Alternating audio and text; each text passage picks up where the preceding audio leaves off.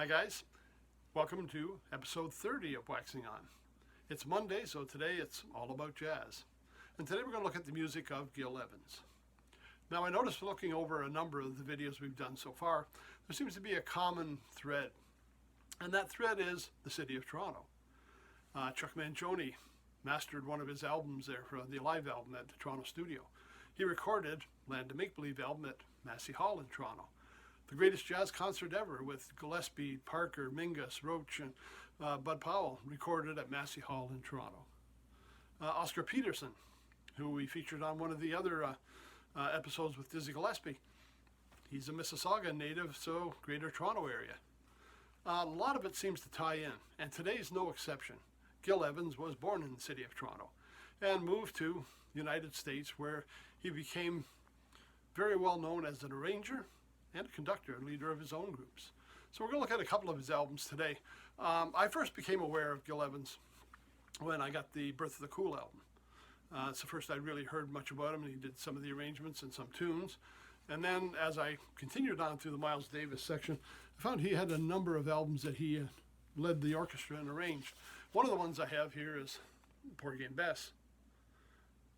And the section on here, a couple of players that stand out when I look at it, because I'm obviously looking at trumpet players. Ernie Royal, Bernie Glow on trumpet. We had saxophone Julian Adderley.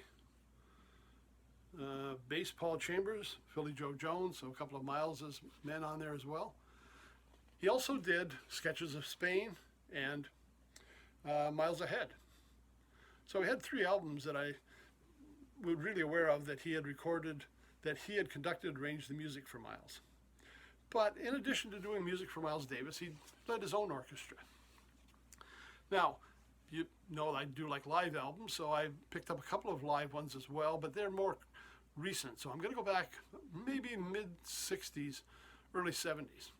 And it's also been a problem sometimes when bands try to do rock music, because it doesn't always translate that well to big band or to an orchestra.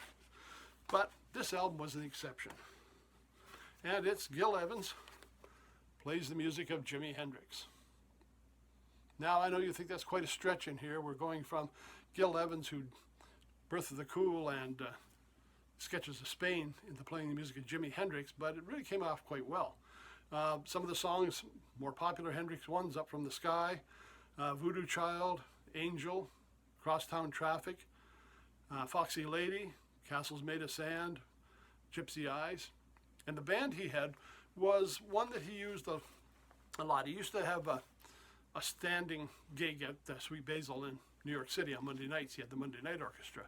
And a lot of those players also appear on here. Just to give you an idea who's playing on this album, we've got Gil Evans, obviously keyboard and conductor, Hannibal Marvin Peterson on trumpet along with Lou Soloff. Of course, it's New York City. Who would not be on there but Tom Malone again, playing trombone, bass trombone, and flute. We had Howard Johnson playing tuba. David Sanborn on saxophones. So a lot of those key session players from New York, and they would get together, and the personnel would change.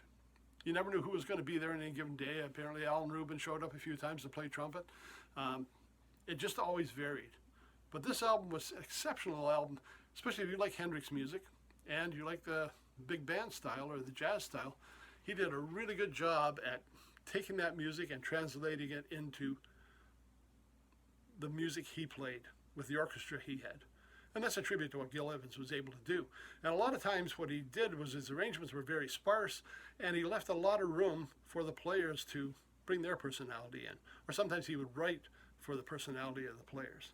But this one, an excellent album if you can find it. I know it's on some of the streaming networks. I think I picked up another digital copy on Apple, on iTunes to have with me, because one just wasn't enough.